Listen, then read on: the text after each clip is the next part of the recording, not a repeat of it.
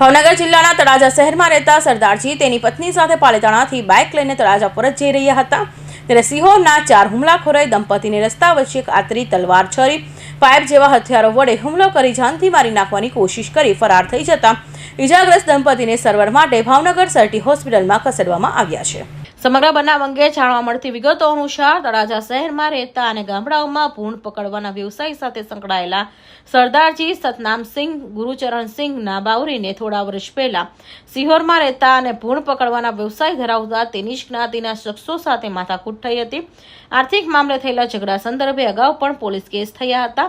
દરમિયાન આજ રોજ સરદારજી સતનામસિંહ ગુરુચરણસિંહ બાવરી અને તેની પત્ની રોશન કૌર સવારે તળાજાથી બાઇક લઈ પાલિતાણા સતનામસિંહના ભાઈ ભાભી 5 વર્ષ પહેલા મૃત્યુ પામ્યા હોય તેની વર્ષી નિમિત્તે પાલિતાણા આવ્યા હતા અને સાંજે બાઇક લઈને પરત તળાજા જઈ રહ્યા હતા ત્યારે પાલિતાણા તળાજા રોડ પર ડેમ ચોકડીથી આગળ સિહોરના 4 શખ્સો કાર લઈને સતનામસિંહની બાઇકોની પીછો કરી બાઇક પાછળ પહોંચ્યા હતા અને કારથી બાઇકને ટક્કર મારી દંપતીને રોડ પર પછાડી દેતા સતનામસિંહ જીવ બચાવતા ઊભા થઈ રોડ કાંઠે આવેલા વાડીમાં ભાગતા હુમલાખોરોએ તેનો પીછો કરી વાડીમાં આંતરી, પાઇપ, તલવાર, છરી વડે હુમલો કરાતા સતનામસિંહની પત્ની રોશનએ પત્નીને બચાવવા રોડ પર દેકારો કરતા લોકોના ટોળા એકઠા થયા હતા જેમાં એક હુમલાખોરોએ દેશી તમાચા જેવું હથિયાર કાઢી સતનામસિંહ સામે તાકી તેને ભડાકે દેવાનો પ્રયત્ન કર્યો હતો। સતનામસિંહ ગુરુચરણસિંહ બાવરી તળાજા અમારે પેલા જૂના અદાવત હતી અરે એને બાતમાં એના વારામાં અમારે માથાકૂટ હતી અરે એના માથે ભાઈ આવ્યા 5-6 જણા 4 જણા હતા।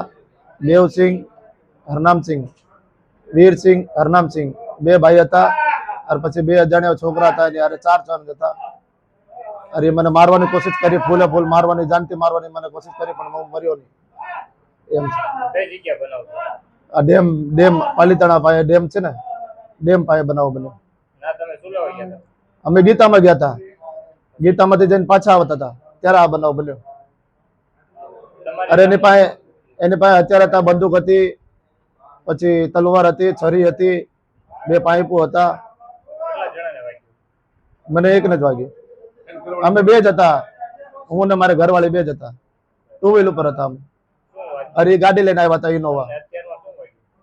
તલવાર વાગી, છરી વાગી, પાઇપ માર્યા, બંદૂક કાઢી હતી, પછી પબ્લિક ને જોઈને બંદૂક કાઢીને પછી પાછા વાગી ગયા। દેવસિંહ ના ફાયરિંગ કરવા જ ગયા હતા એટલે 50-60 માણસો આવી ગયા હતા અમારી પાસે એટલે એને પછી ફાયરિંગ ન કર્યું કે માણસો આવી ગયા ચાલો હાલો પછી ત્યાંથી પાલિતાણા ગયા બસ પછી દવાખાને ગયા હતા પછી દવાખાનામાંથી અહીં આવ્યા। અમે તો અહીંયા પાલિતાણા અમે આજે આવ્યા હતા અમારા જેઠના અને જેઠાણીના 5 વર્ષ પહેલા મૃત્યુ થઈ ગયા હતા તેની 5 વર્ષની બરસી કરી હતી એની શાંતિ માટે તમે 2 જણા જ આવ્યા હતા ખાલી 2 વ્હીલ ઉપર જ હતા અમે રાજી ખુશી આવ્યા સાંજે 6 વાગે બધું અહીંયા કામ પત્યું તો અમે અમારા ઘરે જતા હતા તો અમને તો કોઈ ખબર નહીં પાછળથી આવીને અમે અમારી ધ્યાનમાં જ જતા હતા ગાડી આવીને એટલી જોરથી અમારી 2 વ્હીલ એ લોકોની 4 વ્હીલ હતી ઇનોવા ગાડી અને એ લોકો 4 જણા હતા ગાડીમાં અમને ત્યારે તો ખબર નથી કે પાછળ કોણ આવે આપણને કોણ ખબર અમે 2 જણા બોલતા બોલતા આગળ અમારા ધ્યાનમાં જતા હતા અને પાછળથી આવીને ગાડીને એવી ટક્કર મારીને તો હું બહુ ઉલડીને ગાડીની સાથે ઘામાં અને આ પડી ગયા નીચે અને ઘસાઈને હું બહુ સુધી આગળ ગઈ મને બી વાગ્યું પગમાં ને બધે હું પડી ગઈ પછી હું પાછળ ફરીને મેં જોયું કે મારા ઘરવાળાને કેટલું વાગી ગયું તો મેં જોયું ને તો અહીંથી 4 ગાડીમાં 4 માણસ ઉતરી ગયા એની પાસે બધા હથિયાર હતા। શિવર રહે છે એકનું વીરસિંહ, હરનામસિંહ કલાણી નામ છે, એકનું દેવસિંહ, હરનામસિંહ કલાણી નામ છે, 2 સગા ભાઈ છે બરોબર અને જંગલનો રસ્તો જોઈને અમને ઠોક્યા હતા અહીંયા કોઈ હતું નહીં એક ખાલી વાડી હતી એક ઘર જેવું હતું ને એક જ વાડી હતી એને જગ્યા જોઈને અમને ઠોકે અહીંયા આસપાસ કોને હોય પછી આ પડી ગયા ને અમારી પાસે કઈ હતું નહીં સાહેબ એ લોકો ભાગ્યા એની બધાની પાસે હથિયાર હતા તો મેં કશું ખબર જ નહીં સાહેબ અત્યારે તો કઈ અગાઉ બહુ વર્ષ પહેલાથી પણ બધું પતી ગયું હતું પેલા અમારે આની પાસે અમારે થોડા 4-5 લાખ રૂપિયા લેવાના હતા તો અમે પૈસા માંગ્યા ને ત્યાર પછી આ લોકો અમારે ઘરે આવીને અમને અમારા ભૂંડનો અમારો ધંધો અમારો ભૂંડ ઉપાડીને અને માણસને બોલાવીને અમારાને મારી હતા પછી એટલે માંગવાના નહીં એવું કહેતા હતા પૈસા બાબતે। એકની પાસે દંડો હતો, એકની પાસે તલવાર હતી અને છરી પણ હતી। દંડો એટલો લોખંડનો પાઇપ ઈ હતો હું નીચે પડી ગઈ અને અમે 2 જણા હતા ને આજુબાજુ કોઈ નહોતું બતાતું ભાઈ. તો મેં કીધું તમે ભાગો, વાડીમાં ઈ ભાગી ગયા અને એની પાછળ બધાય ભાગ્યા. પછી મેં રાડ નાખી. મેં કીધું મારા ઘરવાળાને બચાવી લો, મને તો કઈ એ લોકો હું એકલી જાઉં તો મારું કઈ આવે નહીં. મેં તો મારા ઘરવાળાને બચાવી લો. તો ત્યાં પબ્લિક ભેગી થવા માંડી. પછી એને ઘામ એને નીચે પાડી દીધો અને એને માથામાં ઘા કર્યા, એને અહીંયા તલવારનો ઘા કર્યું ને એને આમ કર્યું, બધું જોતી ત્યાં આગળથી ભાગતી હારા આ ભાગ્યા ને ત્યાંની આગળ થોડાક વધારે આગળ વયા ગયા હતા. એ લોકો થોડીક આગળ વયા ગયા હતા વાડીમાં. હું પબ્લિક લઈને હું પછી ભાગી. પબ્લિક ઉતરી બધી ભેગી થઈ. પછી હું ભાગી. હું ક્યારે ભાગી? જયારે આ નીચે પડી ગયા ને તો એક છોકરાએ ગન કાઢી. પછી મેં કીધું એ બધા આવ્યા, તું મારતો નહીં મારતો. પછી એ ભાગ્યો ને હું વચ્ચે હતી, પબ્લિક મારતી થોડીક વાહે ભાગી. પછી હું મને ફાયરિંગ નહોતું કર્યું, એને ગન કાઢ્યું ને પછી પબ્લિક આવી ગઈ. તેનો ભાઈ કે ભાગ રેવા દે, પબ્લિક આવી. એ ભાઈ પછી એનો મોટો ભાઈ બોલ્યો ને, નાના હાથમાં ગન હતી, ભાગ પબ્લિક આવી. પછી એને એવું કીધું કે પબ્લિક આવી ને પછી એ લોકો ભાગવા માંડ્યા. મારી સામે ગન તાણી ભાગતા હતા ને. હવે એટલું બધું ધ્યાન નહીં, બંદૂક હતી એમની પાસે કઈક ભૂંગળી જેવી આગળ.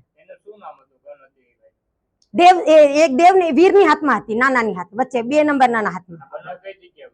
પાલીતાણાથી થોડીક આગળ ગામડું છે અહીંયા ના, થોડીક આગળ મને નામ નથી ધ્યાન. ડેમવટીન. અત્યારે મારા ઘરવાળાને થઈ છે, બીજા કોઈને નહીં. મને થોડું વાગ્યું, જે હું ગાડીમાં ચડે ને પેલા એક્સિડન્ટ કર્યો અમારો, બહુ ઘામ મારી ગાડી પાડી દીધી. હા અમે ગયા ને, અમે અહીંયા જઈને કેસ કરાવ્યો. આપણે કઈ જગ્યાએ? પાલીતાણા. ત્યાંથી પાલીતાણા નજીક પડે. આદમીને બહુ વાગ્યું હતું મારા ઘરવાળાને. તો ગામે એમ્બ્યુલન્સ બોલાવી અને અમે પાલીતાણા ગયા. મેં બધું લખ્યું પાલીતાણામાં. પણ જો સાહેબ હું તમને એક વાત કહું, મેં પાલીતાણામાં બધું લખાયું. એ સાહેબ ગનનું કે નથી લખતા.